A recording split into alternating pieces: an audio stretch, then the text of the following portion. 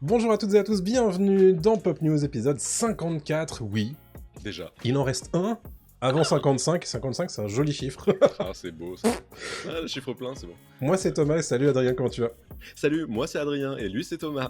On est tous les deux en train de faire On un est podcast. tous les deux en train de faire un podcast, comme tout le monde en fait en ce moment. Et puis, de quoi on parle? On parle d'actualité pop culturelle. Voilà. Allez, Bienvenue. Et c'était certainement votre dernier podcast si vous nous entendez pour la première fois. Je pense que bonjour quitté, à tous. Là, cher auditeur, tu as quitté si tu à as peu entendu près. Ça.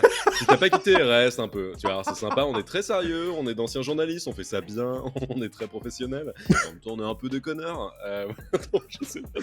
Est-ce qu'on peut dire qu'on est attachant? Je ne sais pas, mais on est clairement on est les attachants du podcast. Bien sûr, bon. En tout cas, bienvenue. Qu'est-ce que je voulais dire? Non, oui, fin de saison, et en même temps, on enregistre le lundi juste après la victoire de l'équipe de France. Voilà, cette victoire-là dont je parle. On va parler que de ça. Et, oui.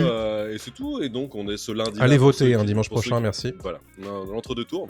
Pour ceux qui nous écoutent plus tard dans le turfu, parce que ça se trouve, toi, auditeur ou toi, auditrice, qui nous écoute dans quelques mois. En fait, bienvenue tu sais qu'à ce moment-là, on est à cette période-là et tu te dis, à l'époque, ils savaient pas. Et voilà, toi, tu sais. Bref, donc on a une super émission ce soir et on va parler de news, de pop culture et de plein de choses. Dis-nous tout. Exactement, qu'est-ce que c'est? Pop News, c'est votre récapitulatif hebdomadaire de l'actualité pop culturelle avec les news, les brèves de la semaine, ensuite le point box-office d'Adrien, le gros sujet qu'on a décidé de dédier à une grande question. Et pourquoi est-ce qu'on va dans une salle de cinéma? Qu'est-ce qui nous fait nous rendre en fait en salle, dans une salle obscure et découvrir tout ça? Et on va se baser notamment sur une étude britannique qui s'est posé la question de comment les gens se disaient « vas-y, je vais au ciné » en fait. Donc c'est assez intéressant. Et on en parlera aussi du point de vue français, bien entendu. Ensuite, il y aura le radar des sorties de la semaine. 2 sorties à signaler au cinéma et une sortie streaming.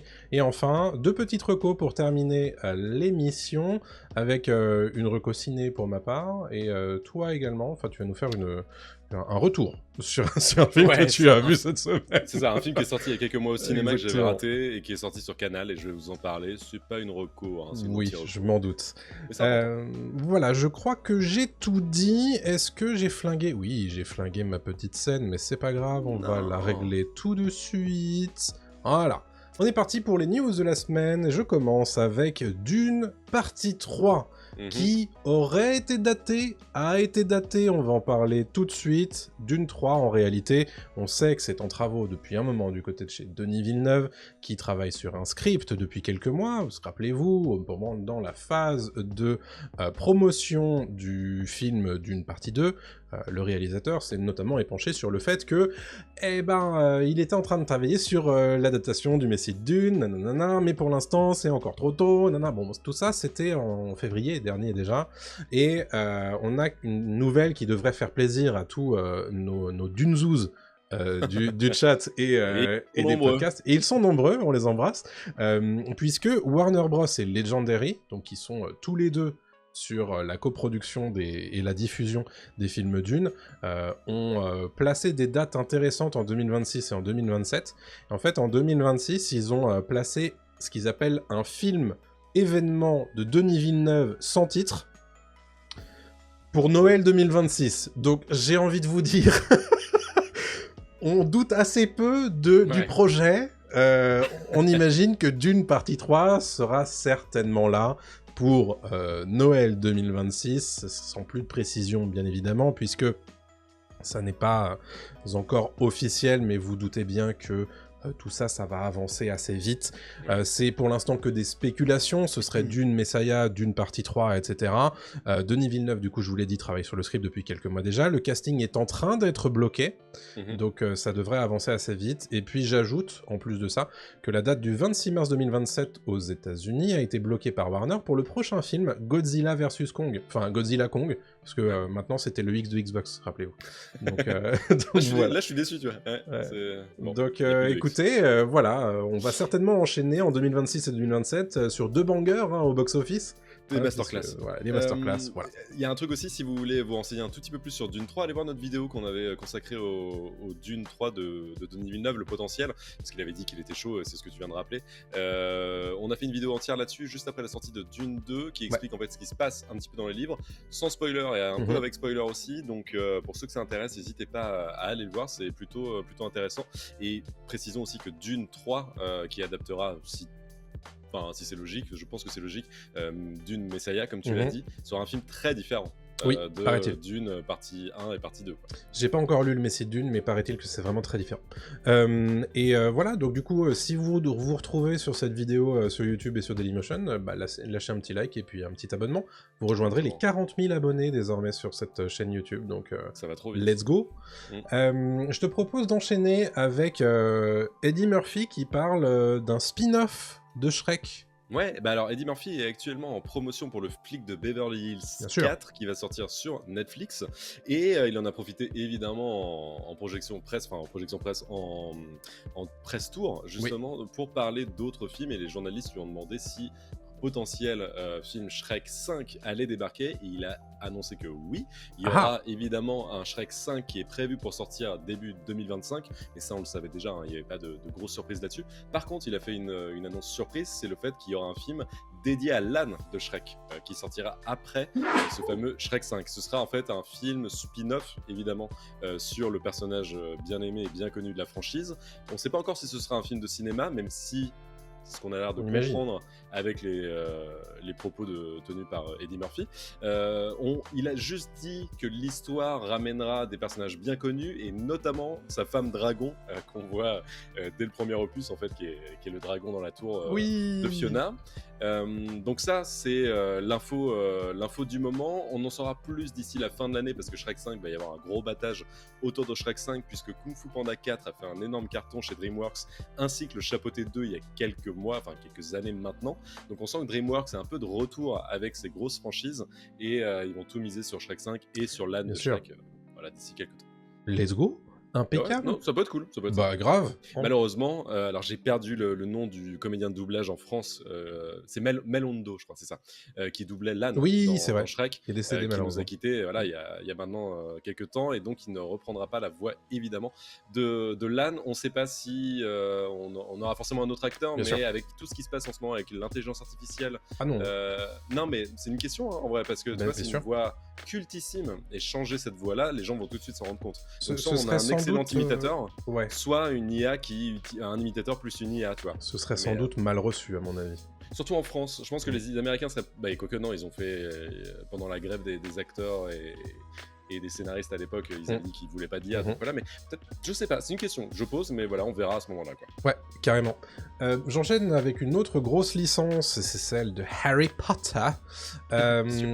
Monsieur Potter, qui avance du côté de sa série, puisque rappelez-vous, Warner Bros a annoncé il y a plus d'un an déjà la mise en chantier d'une série adaptant les 7 bouquins de J.K. Rowling dans un format de série qui s'étendrait sur une dizaine d'années. Et on n'avait pas eu d'autres informations depuis. Là, ça avance pas trop mal puisqu'on a trouvé non seulement une showrunneuse et un réalisateur. Donc je vais vous les présenter. C'est Francesca Gardiner qui du coup travaillera comme showrunneuse et productrice déléguée. Elle a des crédits notamment sur Succession, où elle a travaillé en tant que productrice consultante, sur His Dark Materials, qui est donc l'adaptation de... Comment ça s'appelle ? La Boussole d'Or. Merci. Comment ça s'appelle ? C'est ça, juste la Boussole d'Or ? Ouais, la saga porte un nom, mais la Boussole d'Or c'est déjà bien. Productrice déléguée et Killing Eve, où elle était coproductrice déléguée. Donc c'est quand même des grosses séries dramatiques, dont certaines sont à gros budget. Mark Mylod, du coup, a quant à lui été nommé producteur délégué à la Croisée des Mondes, merci David, a été notamment nommé producteur délégué et servira en tant que réalisateur pour plusieurs épisodes de la série Harry Potter. Il a des crédits sur 16 épisodes de Succession, 6 de Game of Thrones, et des épisodes de The Last of Us saison 2. Donc c'est évidemment... C'est évidemment un des gros talents réalisateurs de chez HBO. Et la série sera disponible sur Max à sa sortie, donc on sait d'ores et déjà où est-ce que ça sera disponible. En France, bien entendu. Donc, rappelle bien entendu que J.K. Rowling, qui a de nombreuses casseroles derrière elle, est impliquée, elle aussi, en tant que productrice déléguée, tout comme David Heyman, qui avait déjà produit les films Harry Potter ainsi que les 3 Animaux Fantastiques. Puis évidemment, il n'y a toujours pas de date officielle concernant la sortie de la saison 1, mais bon, ça fait partie, à mon avis, des gros sujets chez Warner et HBO en ce moment. Oui, clairement. On en parlera un petit peu d'ailleurs dans la partie news rapide Exactement. Sur le côté HBO et HBO Max. Tout à fait. Bon, bah ça avance, hein, évidemment. C'est une série dont on parle depuis quelques temps, mais là, ça prend un peu plus d'ampleur. Et je pense que d'ici la fin de l'année, ça va sortir un petit peu les coups de teasing. Et je te laisse la parole avec un nouveau gros projet pour David Fincher. Ouais, exactement. David Fincher, en fait, qui travaillerait sur une adaptation américaine de la série Squid Game, la série évidemment extrêmement populaire de Netflix, qui aura une saison 2 à la fin de l'année, qui sortira là d'ici novembre, dans mes souvenirs, je crois.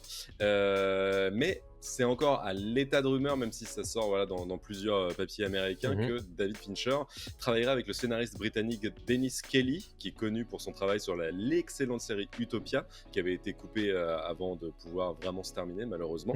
Il travaillerait donc avec le scénariste sur l'écriture de cette adaptation de Squid Game. Évidemment, ce serait un film plus qu'une série. En tout cas, c'est ce qui est prévu pour l'instant. Le projet sera en développement depuis maintenant 2 ans, même si Netflix n'a pas officiellement annoncé et commenté autour de ce remake. On sait que David Fincher est vraiment engagé sur le projet. C'est pas la première fois que David Fincher est engagé sur un gros projet comme ça. À l'époque, il était aussi associé à une adaptation de World War Z 2. Oui, c'est vrai. Pour ceux qui s'en rappellent. Et puis ça s'était terminé en eau de boudin, on n'avait pas trop compris pourquoi, et finalement voilà, il avait lâché le projet, mais donc il n'est pas étranger à ce genre de projet.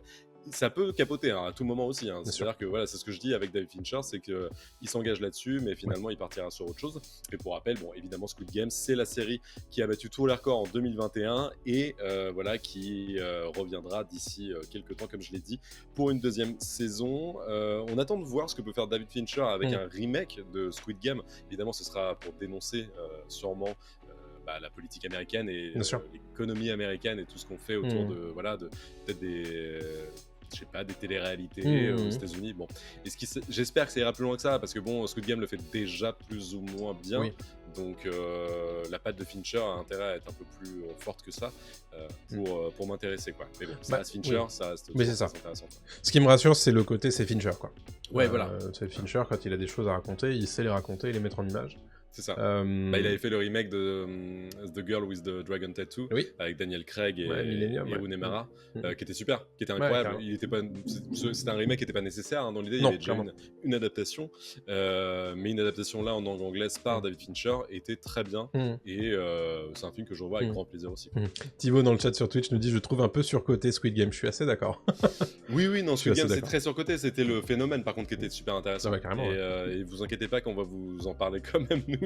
Bien sûr, attendez, on peut pas faire l'économie de parler de Squid Game saison 2, ça c'est évident. C'est ça, voilà. Bien sûr, en tout cas, projet étonnant de la part de David Fincher, et on suivra ça évidemment s'il y a des développements. Pour l'instant, rien d'officiel. Non, mais peut-être qu'ils attendent la saison 2, bien sûr. Pour en parler. Oui, pour valider le phénomène ou pas. Imagine, voilà, c'est un truc c'est clair. Je vais enchaîner avec les brèves, si ça vous va, puisqu'on on en a un petit paquet quand même cette semaine, notamment un papier exclusif de chez Rolling Stone qui est sorti cette semaine et qui permet en fait la mise en lumière d'accusations contre le showrunner de la série Umbrella Academy. Il y a 12 membres de l'équipe qui l'accusent d'avoir encouragé une atmosphère hostile au travail. Donc Steve Blackman dément ces accusations et les dit absurdes et fausses. Alors le papier est très long, je vous encourage à le lire évidemment, si vous voulez en apprendre un petit peu plus. Du côté de Netflix, toujours, on a annoncé un certain nombre de nouveaux personnages pour la saison 2 de One Piece. Vous trouverez notamment Mr. 3, joué par David Dastmalchian, Miss Valentine, Jazara Jaslyn, Mr. 5 avec Camrus Johnson et Mr. 9 avec Daniel Lasker. Les frères de Prison Break vont se retrouver dans une prochaine série qui s'appelle Snatchback. Donc Dominic Purcell et Wentworth Miller vont revenir tous les deux dans une même série, et cette fois en fait ils vont devoir jouer des personnages qui sont attachés à retrouver des otages et à les récupérer dans des scénarios on va dire sous tension. C'est très étrange leur carrière. Bah, de fou, de fou. Les mecs se suivent depuis le début en fait. Oui, mais rappelez-vous parce que voilà, j'allais le dire, Legends of Tomorrow, c'est vrai que, mais en fait, tu sens que il y a un côté très, allez, on va le faire, ça fera plaisir aux fans, mais au-delà de ça, ça n'a pas vraiment d'intérêt, tu vois. Bon là en l'occurrence, vous êtes pas un duo quoi. Bon, enfin, en l'occurrence, là, ça a l'air plutôt intéressant, mais on va voir ce que ça donnera, bien entendu. Quand le remake de Prison Break, ça en parlait d'ailleurs il y a quelques temps, rappelle-toi. Oui, c'est vrai. Ou un reboot, pas un remake mais un reboot. Ouais, de fou. Je reviens sur Harry Potter, la série HBO du coup, puisque c'est important de le dire, parce que à une époque c'était une série Max, et désormais c'est une série HBO, tout comme le préquel de ça, qui s'appelle Welcome to Derry, et d'autres productions à venir, dont la série Lanterns, une série d'animation, hein, si j'ai bien compris. Je suis pas sûr, Lanterns, on a peu d'infos, mais Lanterns c'est par Damon Lindelof et le créateur. Ah oui, donc non. Donc la série Lanterns sur les Green Lanterns. Qui a l'air très très bien justement. Qui a été greenlighté par HBO pour une commande de 8 épisodes. Et donc tout ça, ça arrivera sous le label HBO Originals et pas Max Originals. Casey Bloys, du coup, qui est le patron de HBO et de Max sur la partie contenu, a expliqué qu'en fait ça avait pas vraiment de sens, puisque tous les talents qui travaillent sur tout ça sont des gens qui sont liés à HBO. Tous les gens qui travaillent là-dessus le font sous la méthode HBO, disons, et donc bon, ils ont décidé de faire en sorte que, à une époque ils se disaient ça serait bien d'avoir une délimitation, et maintenant ils disent non, c'est HBO. Ils se sont sans doute rendus compte que la marque HBO était peut-être un petit peu plus puissante que la marque Max, j'imagine. Oui, c'est comme ça que je l'explique en tout cas. Andor saison 2, on a une belle information, puisque c'est une information qui nous vient de la part d'un réalisateur des 3 derniers épisodes de la saison 2 d'Andor, qui nous explique en fait que Ben Mendelsohn, du coup, qui jouait le personnage d'Orson Krennic dans Star Wars Rogue One, va revenir dans la saison 2, et en fait, comment on sait, en principe, il devait pas le dire, mais il s'est pas rendu compte qu'il avait lâché un gros truc dans une interview, et donc il a non seulement lâché que Ben Mendelsohn revenait, mais aussi Stellan Skarsgård et Forest Whitaker, qui donc était... Enfin, Stellan Skarsgård, on s'en doutait, mais Forest Whitaker, qui était apparu vite fait dans la saison 1, et qui n'était pas forcément certain de revenir. Donc voilà, ça c'est une information qui nous a été donnée. Il a fait une Tom Holland, tout à fait, Tan. Exactement. On a une information au sujet de Gladiator 2 qui va sortir son trailer d'ici quelques semaines, puisque c'est mi-juillet, hein, d'après Collider. Donc voilà une bonne nouvelle, donc plus beaucoup de temps à attendre, et il se trouve que Vanity Fair a dévoilé de très très belles images de ce film, avec notamment un combat entre Paul Mescal et Pedro Pascal en armure complète de gladiateur. Je vous invite évidemment à aller voir l'article de Vanity Fair pour profiter de ces images qui sont, ma foi, fort rassurantes et qui donnent très envie. Ouais, ça a l'air super. Franchement, mais juste sur les images, on y croit tout de suite, même Denzel Washington et tout, enfin, ça a l'air assez incroyable. De fou. Ouais. Et puis Paul Mescal, sculpté, monsieur. T'es en train de montrer, bah, tout le monde l'appelle l'Apollon, c'est vrai, mais quand même là, il y a de ça. Hein. C'est assez ouf. Oui, extrêmement bien choisi. Bien donc j'ai très très hâte de voir ça. On va rappeler que ça sort pour Thanksgiving 2024 aux États-Unis. Donc voilà, ça va. Un film de fin d'année, Un film de fin d'année qui sera très certainement à surveiller grandement au box-office. On vous en reparlera, bien entendu. Andy Serkis était d'une convention la semaine dernière, et certaines de ses prises de parole ont été fort intéressantes, notamment au sujet du tournage de The Batman 2 par Matt Reeves, qui devrait commencer, dit-il avec des pincettes, au début de l'année 2025. Donc avec un tournage début 2025, on s'imagine que c'est probablement un film pour 2026, ou courant 2027, mais bon, plutôt fin d'année 2026 potentiellement. Il a également pris la parole, puisque rappelez-vous, c'est le réalisateur de la track de Gollum, hein, qu'on nous a annoncé il y a quelques semaines du côté de chez Warner, et il a répondu évidemment à la fameuse question: est-ce qu'il y aura des personnages qu'on connaît de l'univers du Seigneur des Anneaux dans ce film ? Il est un petit peu vague là-dessus, hein. Il dit ce qu'il avait déjà dit à l'époque. Il dit que grosso modo, il y a certainement des personnages que vous retrouverez, mais on ne sait pas si ce sera des reprises de rôles de la part de visages connus, bien entendu. From Software et notamment Hidetaka Miyazaki, son président, a annoncé être très intéressé par une potentielle adaptation de son jeu Elden Ring. On va rappeler que son DLC Shadow of the Earth Tree est sorti la semaine dernière, est très très bien reçu, et donc c'est vrai que pour l'instant il n'y a pas d'adaptation qui est lancée. Il parle notamment d'un film, et il dit que lui il serait intéressé. Le problème c'est que eux ils savent pas, ils ont pas les compétences, donc il faudrait un partenaire qui soit évidemment très intéressé et puissant de ce côté-là.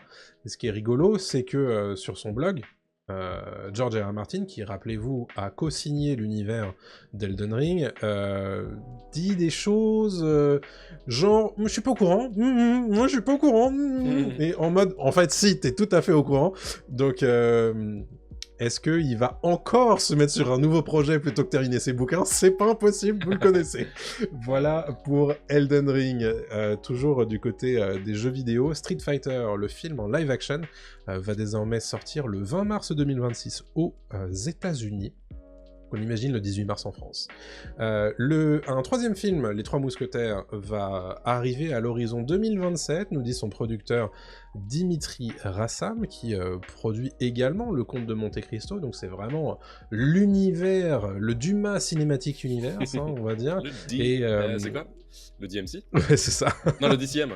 Non, attends, le DCU. Waouh, qu'est-ce que je raconte? Ouais. Donc, il va... En fait, l'objectif, c'est d'adapter, du coup, le deuxième roman qui s'appelle 20 ans après.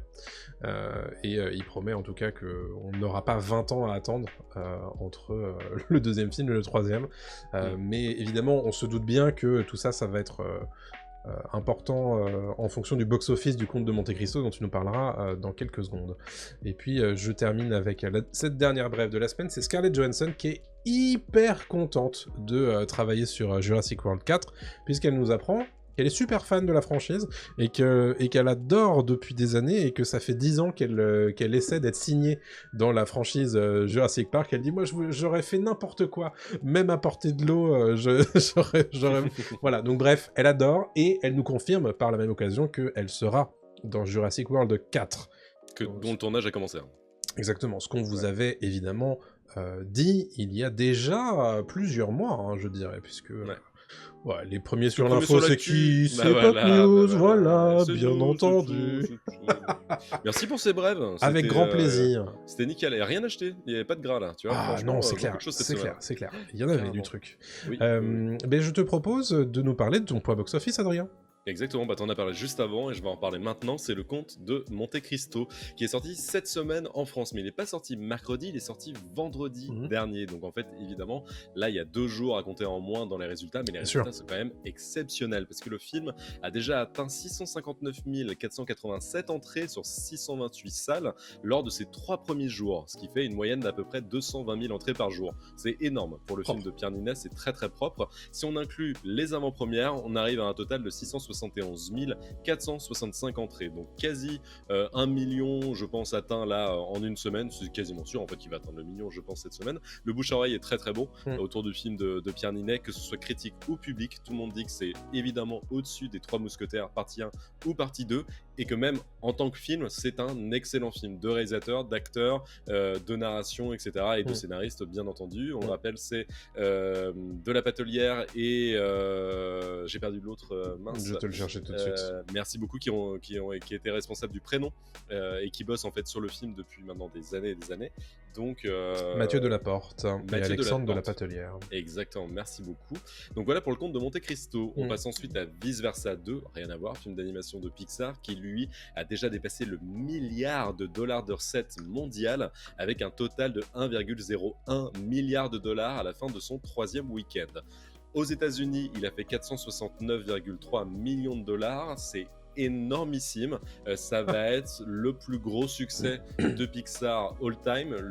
L'actuel succès, le plus gros succès de Pixar, c'est Les Indestructibles 2 avec 1,2 milliard. Mais là, il est prévu que Vice Versa 2 termine sa course à environ 1,45 milliard de dollars dans le monde entier.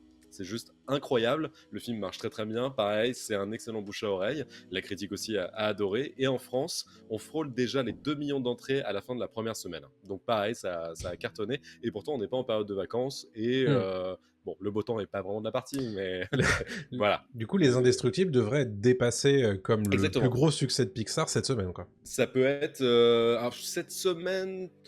Là, on est à 1,01 milliard. Il faut atteindre les 1,40. Il faut dépasser les 1,2. Oui, c'est jouable cette semaine. Ouais. Potentiellement. Potentiellement, c'est jouable. Oui, carrément. Mais bon, il y a toutes les chances que ça devienne le plus gros succès. On s'y attendait pas. Je savais que ça allait bien marcher, mais je pensais pas à ce point-là. Enfin, oui, j'avoue.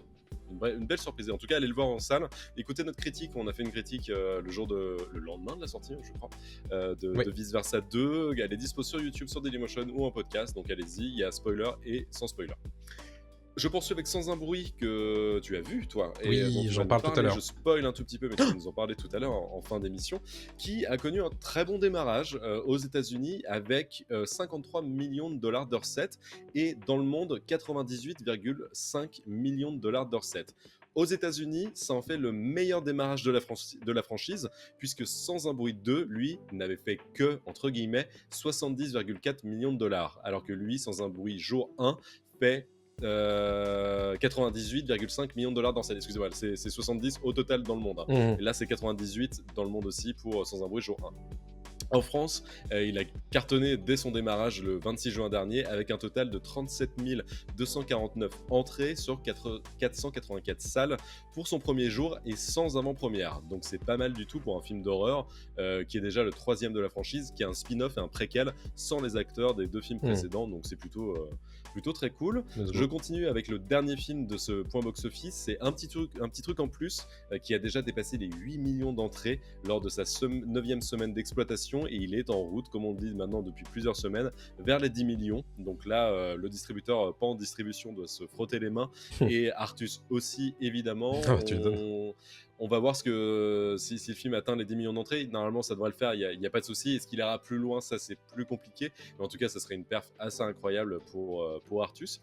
Et je termine juste sur la fête du cinéma qui, sur la seule journée du dimanche, donc dimanche 30 juin, a attiré 1,4 million d'entrées, ce qui est en fait le meilleur démarrage historique sous la nouvelle formule de la fête du cinéma. La fête du cinéma c'est 5 € la place et c'est plus maintenant... je sais plus ce que c'était la fête du cinéma avant, c'était un passeport, il y avait des choses comme ça. Enfin, ça oui, mais ça fait longtemps. Et à une époque, c'était 4 €. Voilà. Donc ça fait 2 ans que c'est passé à 5. Mais pour être allé au cinéma et avoir profité de la fête du cinéma ce dimanche, il y avait un monde fou dans mon cinéma. Donc ça fonctionne. Monte Cristo, sûrement l'effet aussi qui a marché. Monte Cristo, Vice Versa 2, je pense. C'est certain que les gens allaient voir Vice Versa 2 ou Le Comte de Monte Cristo. Sachez que c'est toujours possible d'y aller jusqu'à mercredi 3 juillet inclus. C'est ça, alors. Si vous nous écoutez en podcast, c'est possible. Sauf si vous l'écoutez mercredi matin, vous pouvez aller à la séance de l'après-midi ou du soir. Mais sinon voilà, ça sera dans le passé. Mais en tout cas, profitez-en si vous pouvez. Et c'est bien. Ça veut dire que les chiffres sont bons aussi pour le cinéma français. Donc ça, c'est cool et ça rassure aussi sur l'état de santé des salles en France. Ça faisait partie aussi des objectifs de Pathé, en fait, de décaler la date de sortie de Monte Cristo pour que les gens puissent profiter de la fête du cinéma. Et à l'évidence, ça a fonctionné. Ça a été payant, c'était un pari payant. Et voilà pour mon point box-office, mon cher Thomas. Merci beaucoup, ça nous permet de passer au gros sujet de la semaine. Qu'est-ce qui fait que nous allons dans une salle de cinéma voir un film? La fête du cinéma? Eh bien, visiblement, la fête du cinéma, ça fonctionne. Allez, à la semaine prochaine. Allez, merci pour ce gros sujet. Non, mais en fait, ce qui se passe, c'est que on s'est posé la question, parce que j'ai vu passer sur les interwebs, quelque part, une étude qui a été faite aux États-Unis, au Royaume-Uni, qui explique en fait qu'ils sont allés demander à des gens qui allaient au cinéma pourquoi ils y allaient et quelles étaient leurs motivations, grosso modo, et quel était l'objet marketing qui les avait convaincus d'aller au cinéma. Et j'ai trouvé ça assez intéressant parce que ça m'a vraiment étonné. La principale raison de leur conviction pour aller voir un film, c'était les affichages de posters sur les cinémas. C'est ouf. À 20% quand même, hein. C'est énorme. Ensuite, c'est les bandes annonces diffusées à l'intérieur de la salle, à 18%. Ça, je comprends mieux. Et ensuite, le bouche à oreille des amis et de la famille à 17%, ce qui paraît assez classique.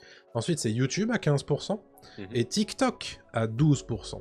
Ah, c'est un relais, hein. Il faut savoir que cette étude, elle a été faite l'an dernier sur la même période, et à l'époque, c'était YouTube à 20%, le bouche à oreille des amis et de la famille à 15%, les bandes annonces diffusées dans les salles à 14%, l'affichage de posters sur les cinémas à 12%, et TikTok plus les pubs à la télé et Instagram, c'était à 11%. Donc il y a une progression nette de TikTok, une baisse assez significative de la part de YouTube, et une progression de l'affichage sur les salles de cinéma et des bandes annonces. Et moi, ce qui m'a vraiment interpellé, c'est qu'on te fait comprendre en réalité qu'il faut déjà être à l'intérieur du cinéma pour avoir envie d'aller voir un film. Eh oui, mais tu vas pas regarder un programme télé sans être dans la télé. Non mais en fait c'est ça qui est fou, parce que... Non mais là, en l'occurrence, la télé, elle est chez toi. Donc du coup, c'est accessible. Le fait de devoir aller au cinéma pour avoir envie d'aller voir un film parce que tu as vu une bande-annonce... Ah, je vais te donner un autre exemple. T'es dans une librairie, tu vois des livres, tu regardes des couvertures, tu te dis c'est pas mal, c'est tel auteur, j'ai déjà lu cet auteur, il est bon, etc. Comme n'importe quel réalisateur de film, tu vois. Ou je sais pas, ça me paraît pas déconnant, parce que si t'aimes le cinéma, tu vas au cinéma. En fait, on va pas te traîner par le, tu vois, par le code. Oui, bien sûr. Donc en fait, t'es dans ta salle de cinéma, et aujourd'hui, et c'est un truc dont je me plains tout le temps, et malheureusement ou heureusement, j'arrive toujours au moins 15 minutes, 20 minutes après le début de la séance officielle, pour le démarrage de ma séance, parce que maintenant on est placé dans beaucoup de cinémas, ce qui me permet d'arriver à la minute près pour commencer le film, et donc j'évite toutes les bandes annonces. Et surtout, j'évite les pubs. Les bandes annonces, ça va encore, mais j'évite les pubs, quoi. Mais on en est gavé quand on va au cinéma. Il y a 10-15 bandes annonces à chaque fois, donc évidemment que ça marque le public. Et les bandes annonces. Ça dépend des ciné. C'est-à-dire de bandes annonces. Ça dépend des ciné. Moi, je sais que j'ai un ciné, c'est un CGR, qui passe beaucoup d'autopromo. Il y a quelques pubs très locales, et il y a vraiment très peu de bandes annonces. Là, du coup, j'y suis allé dimanche, et j'ai dû voir 3 bandes annonces. C'est tout ? C'est très peu, à chaque fois. J'ai vu Alien Romulus, qui m'a donné envie d'aller voir, bien entendu. Tu l'as vu la bande annonce ? Ah ouais, j'ai vu la bande annonce au cinéma, et c'était la première fois que je la voyais. J'ai vu la bande annonce d'Elias, dont on parle tout à l'heure dans le radar, et j'ai vu la bande annonce de... Je sais plus, un 3e film, mais donc du coup, je suis hyper d'accord que le fait de voir une bande-annonce dans une salle de cinéma, ça te donne déjà un avant-goût de ce que tu vas voir, si jamais tu vas voir ce film-là au cinéma, et ça te donne envie. Et puis il y a jamais, enfin, je trouve que c'est effectivement le meilleur moyen de se dire, ok, ce film-là, il me fait potentiellement vibrer parce que la bande-annonce elle est cool. Mais est-ce qu'il y a vraiment une différence entre mater ce film-là à l'intérieur d'une salle de cinéma ou la mater sur YouTube? Cette bande-annonce, tu veux dire? Ouais. Oui, tu le sais, enfin, c'est une fausse question que tu poses, je pense, mais oui, évidemment qu'il y a une grosse différence de mater cette bande-annonce dans une salle de cinéma, dans le noir, avec un bel écran, justement, tout le monde est focalisé là-dessus, et ça donne une sorte de rendu final, en fait, que si tu regardes sur ton téléphone avec un tout petit écran, et tu te dis, oui, ça va être sympa, mais t'as pas, tu vois, l'aspect... final, je trouve, le rendu définitif, même si une bande-annonce est évidemment pas du tout représentative d'un film. Oui, on l'a appris à nos dépens. Parfois à nos dépens, mais c'est là où c'est intéressant. D'ailleurs, on devrait consacrer je pense d'ailleurs qu'on consacrera un gros sujet aux bandes-annonces, parce que c'est un très bel outil de communication, et en même temps, ça peut être très trompeur. Et donc je fais jamais confiance totalement à une bande-annonce. La preuve, tu vois, Romulus, je préfère, parce que j'aime énormément la saga Alien, je préfère attendre avant de regarder la bande-annonce. J'ai vu des photos, j'ai vu une sorte d'affiche teaser, tu vois, qui a l'air très sympa, et c'est tout, et je me regarde ça. Mais par contre, j'ai pas le choix, c'est-à-dire que si je suis au cinéma et que je vois la bande-annonce, je vais pas fermer les yeux, quoi. Donc je vais regarder, je vais faire ah, c'est vrai, ah, mais il y a un nouvel Alien qui sort, ah, mais j'avais pas vu. Moi, combien de fois il y a des potes qui me disent ça? Combien de fois? Ah ouais, c'est vrai, il y a un nouveau Mad Max. C'est vrai. Ah, il y a un Mad Max qui sort. Ah, je fais, attends, tu sais, moi, genre, un an avant, je suis au courant, tu sais, je fais. Mais ça, tu sais pourquoi? Je fais, évidemment qu'il y a un nouveau Mad Max. Mais tu sais pourquoi tes potes, ils sont pas au courant? Et c'est là que tu comprends qu'en fait, ils n'écoutent pas Pop News. Parce que sinon, évidemment, ils seraient au courant. Oui, mais c'est ça. Mais je leur dis, voilà, je file un abo gratos. Mais bon, qu'est-ce que tu veux, je choisis pas bien mes potes, c'est tout. Non, mais je suis super d'accord. Moi, à une époque où j'étais moins renseigné quand même sur le cinéma, je découvrais des projets de films par leur bande-annonce en allant au cinéma. À une époque où j'allais quand même beaucoup plus au cinéma. Et effectivement, ça fait toujours super plaisir. Effectivement, je pense que ça a une énorme importance parce que quelque part, tu crées une boucle vertueuse aussi. C'est-à-dire que les gens qui vont au cinéma, vraisemblablement, ils ont potentiellement l'objectif d'y retourner. Enfin, ils vont probablement y retourner dans l'année. Et donc, en leur montrant des films qui potentiellement pourraient leur plaire, avant de montrer ton film, bon, ça a du sens de se dire, oui, ils vont certainement revenir. Moi, ce qui m'interpelle surtout, parce que, évidemment, je suis super d'accord sur ce que tu viens de dire, sur le fait que c'est sans doute un des moments marketing les plus importants pour un film, c'est d'être projeté, de projeter sa bande-annonce avant un film. Et d'ailleurs, je digresse, mais ça se fait beaucoup, notamment la bande-annonce de Dune, elle a été proposée au moment de la diffusion d'Oppenheimer. Gros film en fait. Voilà, c'est-à-dire que non seulement il y a le film événement qui sort, mais en plus, t'as le petit truc, le petit bonbon en fait avant la diffusion du film, de dire en plus tu vas avoir une bande-annonce d'un film stylé. Donc, et au-delà de ça, attends, je te coupe dans ma digression. Oh là là, je vais perdre mon point. Ouais, c'est Inception de digression, mais pareil, la bande-annonce de Deadpool 3 a été diffusée là cette année pendant le Super Bowl. C'est des événements, il faut des événements pour diffuser ces bandes-annonces là. Voilà. Mais on reprend. Exactement, c'était la digression. Non, mais tout ça pour dire que moi, ce qui m'interpelle surtout, c'est que ces méthodes marketing et publicitaires, on va dire éprouvées, soient toujours aussi hautes versus les méthodos qui sont externes au cinéma. Okay. Dans le sens où, de me dire, c'est-à-dire que ça veut dire que tu vas toujours parler qu'au public qui va en salle. Donc, quelque part, tu renouvelles pas ta cible. Ouais, mais c'est le meilleur public pour en parler après, parce que tu as dit que dans le listing, il y avait aussi le bouche à oreille. Quelqu'un qui, justement, voit la bande-annonce de Vice Versa 2, oublie que Vice Versa 2 va sortir, et dit « Oh là là, trop bien, bah vas-y, avec les gosses, on va aller voir Vice Versa 2. Et avec des potes qui en gardent un très bon souvenir, et c'est parti, en fait. C'est juste ça. Ça marche comme ça, je pense. C'est parce que... En fait, le problème et tu le sais, hein, l'humain oublie très vite. Et en fait, c'est pour ça que le marketing est très compliqué. Parce que si tu communiques trop tôt, ton film va être oublié. Si tu communiques trop tard, c'est trop tard. Et il faut trouver un juste milieu, etc. C'est pour ça qu'à chaque fois, ils ont des plans de communication. Ça s'appelle comme ça, hein, c'est des plans de communication. Bien sûr. Et donc, en fait, à chaque fois, tu dis, OK, bah, la bande-annonce, on va la mettre 3 mois avant. On va commencer à faire des retours de critiques, peut-être aller 3 semaines avant, et puis etc. Quoi. Et donc, la bande-annonce a ce truc de donner envie, pas trop tard, pas trop tôt. Oui. Elle peut faire tenir, elle peut faire parler, parce qu'ensuite, une fois qu'elle est diffusée au cinéma, elle est diffusée sur Internet. Une fois qu'elle est diffusée sur Internet, elle est partagée, etc.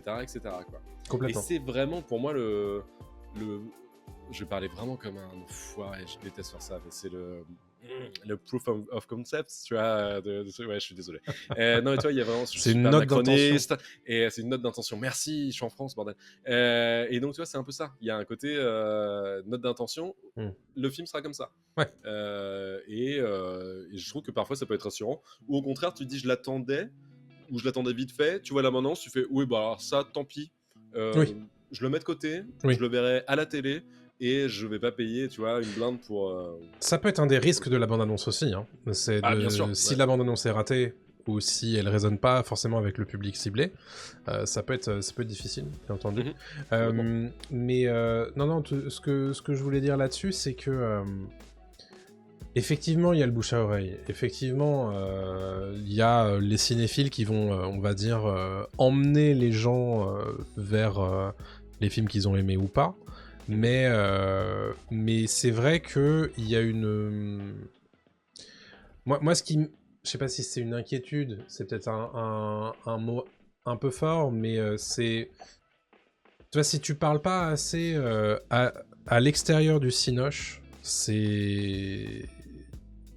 Ça veut dire qu'à force, tu vas finir par perdre un public potentiel, quoi. Ouais, mais j'entends, et c'est pour ça que la communication se fait aussi vachement maintenant à travers, tu vois, les influenceurs. qui eux-mêmes sont des relais de com, etc. Et donc eux-mêmes vont en parler sur leur réseau. Moi, je pense que si tu veux parler à un large public, c'est le bouche à oreille qui fonctionne. Bien sûr. Ça, tu peux pas le contrôler en marketing. Non. Le film Tartus, c'est impossible de faire 8 millions d'entrées avec du marketing. Bien sûr. Ce qui s'est passé, c'est que le film fonctionne pour le public. Il y a un instant, un momentum, un truc qui s'est passé où c'est à ce moment-là. Où il faut que ça marche, et ça a marché, c'est tout. S'il était sorti 1 an plus tôt, ça se trouve, c'était un four, le film, tu sais pas. Mais le public a répondu présent, et ça a fonctionné.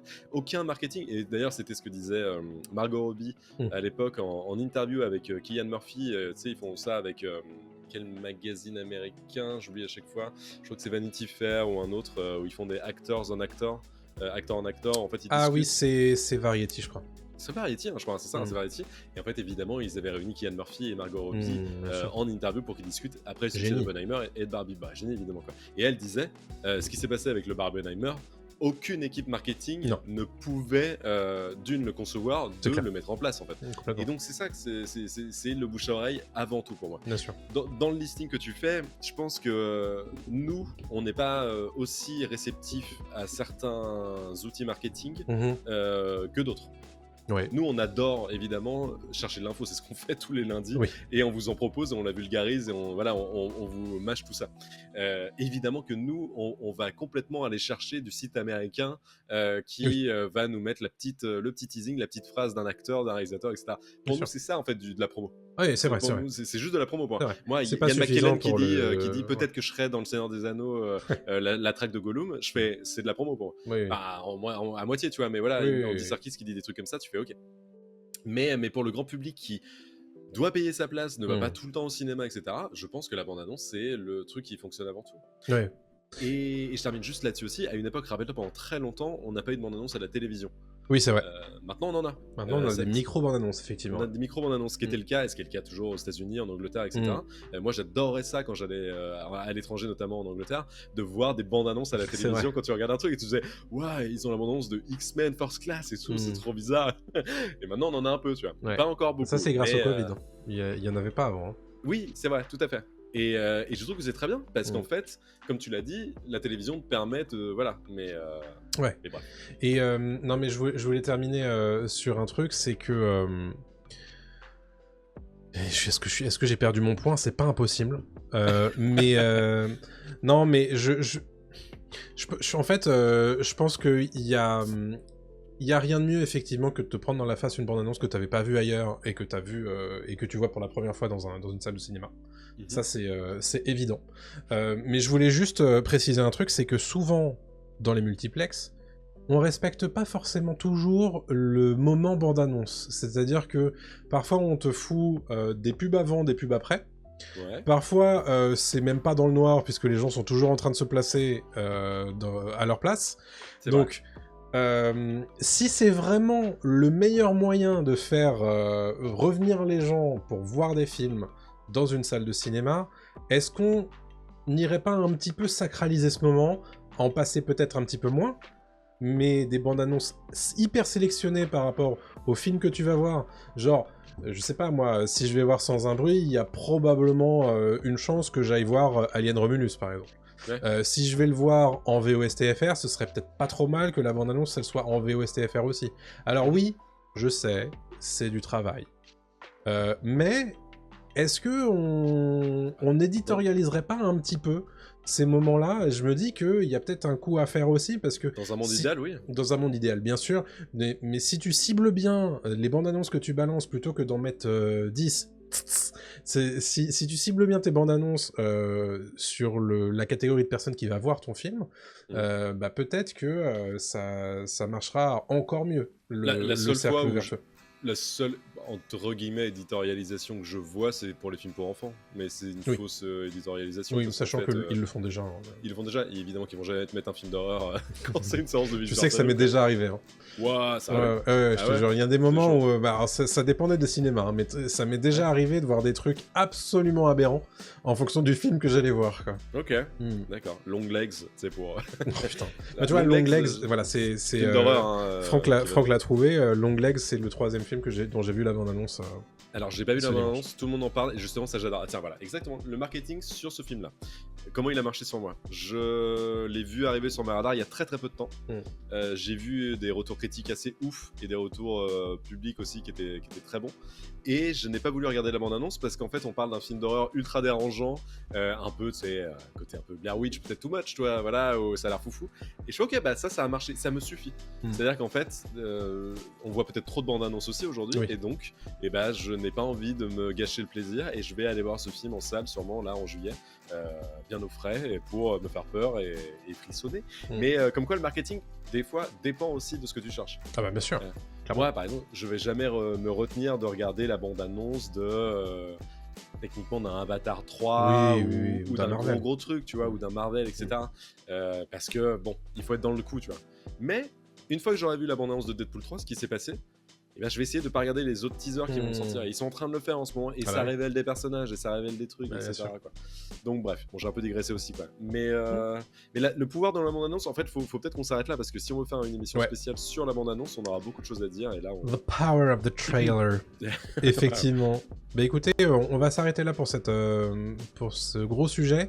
Qu'est-ce que vous en pensez, vous, dans les commentaires sur YouTube et sur Dailymotion? Est-ce que il y a une raison spécifique pour laquelle vous allez au cinéma? Il y a un truc dont on n'a pas parlé d'ailleurs, mais on n'en parlera pas, c'est le fait qu'on accompagne quelqu'un qui veut vraiment aller voir un film. C'est la stratégie de l'accompagnant. Ça arrive aussi. Et c'était documenté par l'étude, justement, en fait, qu'il y a des gens qui sont des cinéphiles solo, donc ils vont voir des films seuls, ça les dérange pas. Il y a des gens qui sont des accompagnants, c'est-à-dire que c'est des gens qui accompagnent quelqu'un qui veut voir le film, mais juste pour l'accompagner et qui vont découvrir le film sur place, tu vois. Et ça, c'est une stratégie qui est plutôt chez les jeunes. Entre 13 et 17 ans, nous dit cette ce qu'ils veulent draguer, ce qu'ils veulent choper. C'est pas impossible. Mais tout ça pour dire que oui, effectivement, parfois il y a dans le couple ou dans le binôme, il y a quelqu'un qui veut aller voir un film plus que l'autre, et l'autre l'accompagne parce que bon, c'est une sortie, tu vois. Mais bref, on en parlera peut-être à un autre jour. Mais voilà, quelle est la raison principale pour laquelle vous allez au cinéma? Répondez-nous dans les commentaires, ça nous intéresse, bien entendu. C'est l'heure du radar des sorties, je crois. Mais tout à fait. Et oui, alors je vous propose 3 sorties cette semaine, avec notamment en salle Horizon, une saga américaine, chapitre 1. C'est le premier volet d'un diptyque de et avec Kevin Costner, Sheena Miller et Sam Worthington, qui sort du coup le 3 juillet. Sur une période de 15 ans avant et après la guerre de sécession, l'expansion vers l'ouest est semée d'embûches, qu'il s'agisse des éléments naturels des interactions avec les peuples indigènes qui vivaient sur ces terres, et de la détermination impitoyable de ceux qui cherchaient à les coloniser. Bon, je crois que ça n'a pas eu des retours incroyables à Cannes, mais je vous... Non, je crois pas. Trop long et pas très intéressant. Voilà, donc c'est un film de 3 heures qui sort ce mercredi, si ça vous intéresse. C'est vrai qu'on n'a pas beaucoup de western, donc allez-y si ça fait partie de vos kiffs, bien entendu. Je vous propose également en sortie française Elias, qui sort du coup le 3 juillet, de Florent Emilio Siri, avec Roche Dizem. Donc Elias est un ancien soldat des forces spéciales, solitaire et paranoïaque, qui devient garde du corps de Nour, 13 ans, et de sa mère Amina, venue du Moyen-Orient. Et tandis que l'ex-guerrier et la jeune fille s'apprivoisent, un mystérieux commando les prend pour cible, et Elias ne reculera devant rien pour la sauver. Alors très franchement, j'ai vu la bande-annonce dimanche, c'est John Wick, mais à la française. C'est genre, mais vraiment. Donc, pourquoi pas, avec Roche Dizem. Franchement, Roche Dizem, je le vois tout à fait, donc pourquoi pas. Et Florent Emilio Siri, pas dégueulasse non plus, quand il veut. Il a fait Otage avec Bruce Willis, et il avait fait Marseille aussi. Oui, bon, ça c'est pas sa faute. C'est une série, c'est pas autre chose. Mais voilà. C'est lui qui a fait Clo-Clo, non, je crois en plus. Oui, la carrière de Florian Emilio Siri est assez étonnante, mais bon. Voilà. Et sinon, évidemment, sur Netflix, je vous propose, alors c'est quel jour que ça sort? Ça sort le 3 juillet aussi. Ouais. C'est le flic de Beverly Hills 4.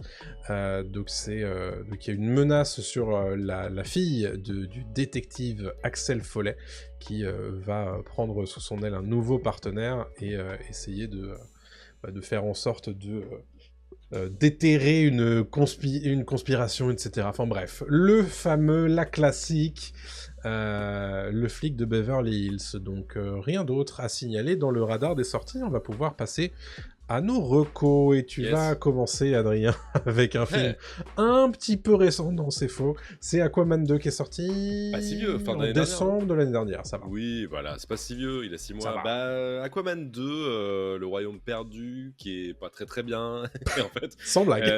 Non, je vais être assez rapide sur Aquaman 2, qui est le dernier film du DC Extended Universe, qui avait été lancé par Man of Steel de Zack Snyder. Malheureusement, ce DCEU s'est cassé la gueule avec The Flash, s'est cassé la gueule avec techniquement Batman v Superman, ça a commencé à être un peu compliqué, puis Justice League, puis tout ça, voilà, et on en arrive à Aquaman 2. Aquaman qui est un personnage plutôt sympa, j'avais bien aimé le premier de James Wan, qui est un film plutôt ok, qui était un film qui changeait justement de la routine qu'avait mis en place Zack Snyder, un peu sombre, un peu trop sérieuse peut-être de DC, ce que va d'ailleurs, je pense, bien dynamiter James Gunn avec son Superman. Rien, il suffit juste de voir les photos de tournage et les acteurs qu'il a choisis pour se rendre compte que déjà ça n'allait pas trop être serious business et qu'il a toutes les raisons de partir sur autre chose de son côté. Mais je digresse encore une fois, c'est l'émission de la digression. Donc voilà, Aquaman 2, qu'est-ce que ça vaut? Aquaman 2, déjà l'histoire, c'est Aquaman qui est devenu père de famille, donc il doit s'occuper d'un bébé et en même temps il doit aussi s'occuper de ses fonctions de roi de l'Atlantide, ce qui n'est pas aisé parce qu'il déteste être roi. C'est un peu un poste par défaut qu'il a accepté parce qu'à la fin du premier, il voulait pas laisser son frère en fait sur le trône et donc il a récupéré cette place. Son frère qui est en prison dans cet épisode 2, mais je crois que c'est Black Manta, le méchant, va faire un grand retour puisqu'il a chopé un trident des enfers maléfiques, pas très gentil, les méchants à la fin au fond de l'océan, pour faire son grand retour maléfique et vouloir casser la gueule à Aquaman. Et à ce moment-là, Aquaman il fait mais non, faut pas trop casser la gueule et casser la gueule d'Atlantide. Alors il va appeler son frère, il fait ouais, je vais te sortir de prison mon frère et tout ça. Et dans tous les deux, ils vont faire on s'aime pas trop, mais en fait, on s'aime quand même un peu. Et donc, ils vont aller casser la gueule des méchants dans un film qui est une sorte de roller coaster un peu moche, mais en même temps pas tant. Qui est très coloré, par contre, ça on peut pas le nier. Qui est très coloré, il y a des idées de réal quand même chez James Wan, parce que j'aime beaucoup ce mec-là quand même. C'est lui qui a fait Conjuring et compagnie, enfin c'est pas n'importe qui là-dessus quoi, mais sur Aquaman tu sens que c'est très décor de cinéma quand même, ça se voit quoi, que c'est tourné en décor et puis l'histoire elle tient pas vraiment la route quoi, enfin c'est très long pour pas grand chose. Jason Momoa il est rigolo. Mais bon, au bout d'un moment, c'est lourdingue, quoi. Enfin, ça devient un peu caricatural au bout d'un moment. C'est caricatural. Le seul que je retiens, c'est Patrick Wilson, donc qui joue son frère, en fait, qui joue Orm, qui est très bien. Qui est très bien. Il fait ce qu'il peut, mais qui est en décalage, évidemment, avec Aquaman. C'est vraiment le côté buddy movie très classique, du mec qui connaît tout, donc Aquaman, et de l'autre qui découvre, en fait, le monde réel, parce qu'il a toujours vécu sous la surface, et donc quand il arrive sur Terre, il fait « Oh là là, c'est très étrange ». En fait, c'est exactement Loki, Thor, quoi. Enfin, oui, bien sûr. C'est exactement ça. Et donc, il y a des scènes un peu cocasses, mais c'est pas non plus fou. Et donc, voilà, le dernier film du DCEU qui se termine comme ça. C'est très long, c'est pas très bien, et ça se regarde un dimanche tranquille, quoi, mais c'est pas fou. Ouais, d'accord. Tu l'as vu toi ou pas? Non, je l'ai pas vu. Non, mais... ouais. La flemme. Flemme. Non, flemme, je comprends. J'ai pas envie de spoiler la dernière scène, qui est quand même la dernière scène du DCU, qui est une scène post-générique, et tout ça se termine là-dessus, c'est quand même triste à mourir. Et donc voilà, qu'est-ce que je peux dire d'autre, je sais pas, sur le film. Non, écoute, si t'as tout dit. Voilà, non, mais préférez lui le premier Aquaman, qui est un peu plus dans le jeu, quoi. Ouais. Et voilà. Très bien. Écoute, moi je te propose également une licence, puisque je suis allé voir un des films de la semaine dernière. C'est Sans un bruit, jour 1, qui est donc le préquel de Sans un bruit 1 et de Sans un bruit 2, qui est réalisé par Michael Sarnowski, et à qui l'on doit Pig, notamment, et donc c'est suite à ce début en tant que réal qu'il a été qu'il a été contacté par John Krasinski pour réaliser ce préquel. Donc ça reste du thriller, matiné un petit peu de film catastrophe, puisque forcément on va apprendre comment le monde est devenu silencieux, puisque c'est la tagline.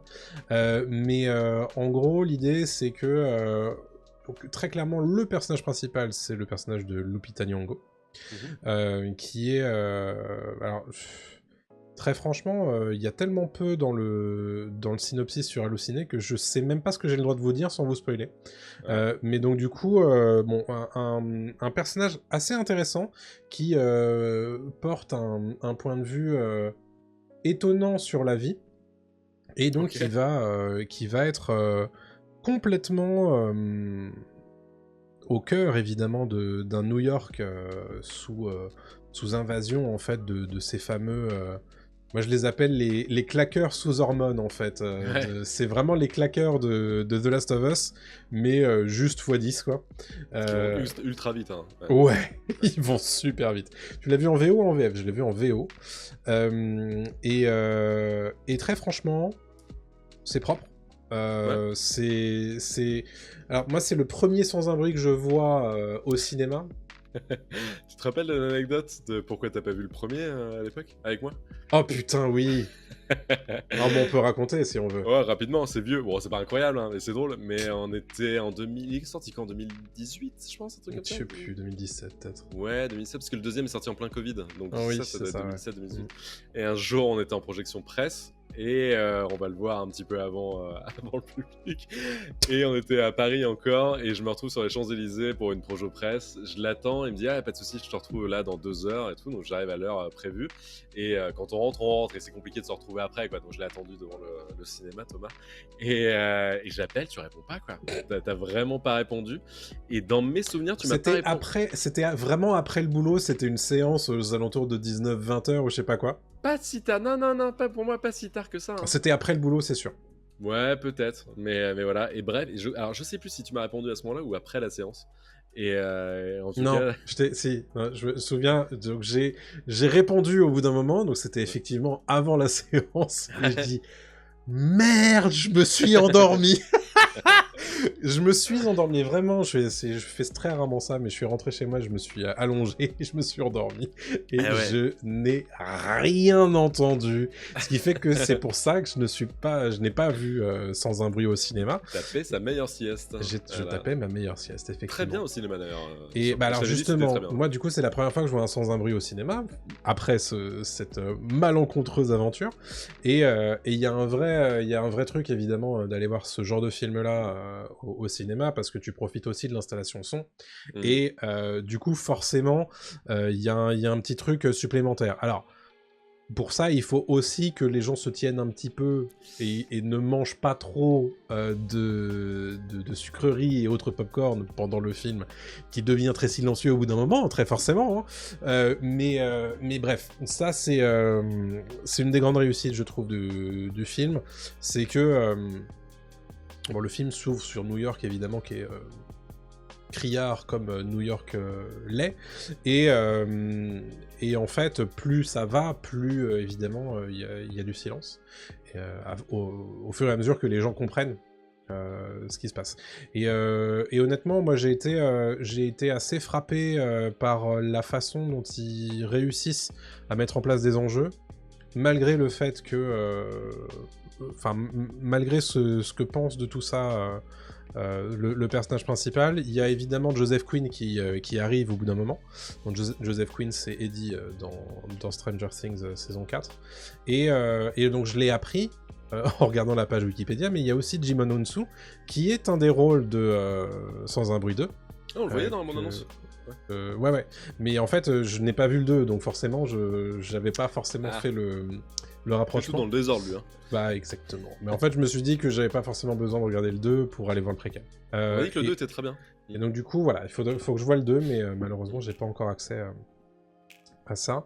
Et non, très franchement, ça fonctionne bien. Le seul truc, c'est que ils en font des caisses sur le...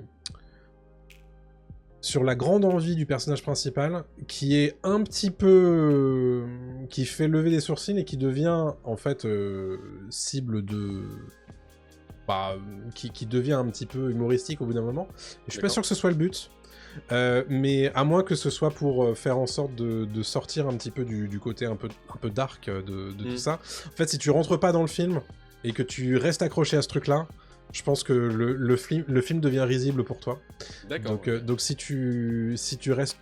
Si t'es pas dedans, je pense que si tu restes à l'extérieur, ça fonctionne pas. En revanche, moi j'étais dedans, et donc ça a plutôt bien marché. Et je reviens sur l'acting, puisque Franck me permet de rebondir dessus. Joseph Quinn est vraiment très très bon, et Lupita Nyong'o est excellente dans ces deux rôles-là. On va le rappeler, mais c'est quand même des rôles qui demandent de rien dire la plupart du temps, donc tout se joue dans les expressions du visage, dans les expressions des yeux, et tous les deux sont vraiment incroyables là-dedans. Petite mention spéciale, parce qu'il y a un chat dans le film. Et ce chat, c'était mon cœur dans le film, tu vois. Donc, à chaque fois qu'il se passait quelque chose, j'étais là, il est où le chat? Il est où le chat? Mais mon chat pourrait survivre, parce que mon chat ne miaule jamais, ça c'est cool. Et donc, très franchement, ça fonctionne bien. Alors, c'est un peu inégal parfois sur les VFX, sur les effets spéciaux. Tu sens que c'est... Ils ont pas non plus un budget de blockbuster hollywoodien à 200 millions de dollars, ça se voit. Mais malgré tout, les scènes, parce qu'on utilise quand même beaucoup plus les claqueurs sous hormones que dans le film précédent que j'ai vu, et malgré tout ils réussissent à rendre ça crédible, donc très franchement moi je vous conseille de le voir. Alors si vous n'êtes pas un grand fan de l'univers, c'est peut-être pas la peine de vous y jeter à plein pot, mais bon, pendant la fête du cinéma à 5 €, franchement ça fait le taf de ouf, et moi j'ai vraiment bien aimé. Ok, ça marche. Non, mais je pense que je vais y aller. J'ai 2 films là, Sans un bruit et Comte de Monte Cristo à aller voir. Donc carrément, mais Sans un bruit à 5 balles, oui, clairement, je vais foncer pour le voir. C'est marrant, j'ai un pote qui m'a dit qu'il avait pas du tout aimé. Ouais, non, mais je comprends. Il a vu les 2 premiers, il m'a dit, ouais, bon, le 3e, en fait, tu sais ce qui va se passer, c'est chiant. Bah, c'est-à-dire que oui, en fait, tu te doutes bien de ce qui va, d'où ça vient. En fait, je trouve que il s'intéresse en fait assez peu à l'univers du comment ça s'est passé. Ils s'intéressent beaucoup plus à leurs personnages principaux. Donc ça plaira ou ça plaira pas. Ouais, okay. Mais je pense que c'est un truc à petite dose, c'est-à-dire que moi ça va aller parce que j'ai pas vu le premier depuis très longtemps, et donc ça peut être sympa.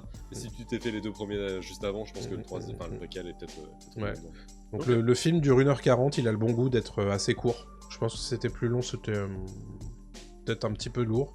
Mais très franchement, moi voilà, c'est une reco parce que j'ai bien aimé. Carrément, bah trop bien.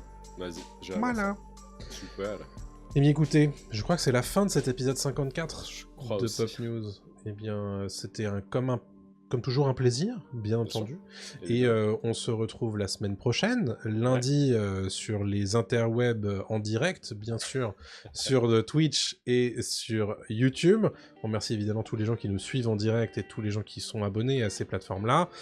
Sinon, mercredi prochain, pour les gens qui nous écoutent en podcast ou qui nous regardent en replay sur YouTube et sur Dailymotion. Et puis, entre-temps, n'oubliez pas les petites étoiles sur les plateformes de podcast, mais aussi les likes et les abonnements partout où vous nous trouvez, ça fait toujours super plaisir. On vous retrouve sur notre page Discord si vous voulez discuter avec la communauté rapprochée, et sur notre page Ko-fi si vous voulez participer au financement de l'émission. On vous remercie évidemment grandement. Je vous donne rendez-vous du coup la semaine prochaine. Salut tout le monde. Salut à tous. Voilà.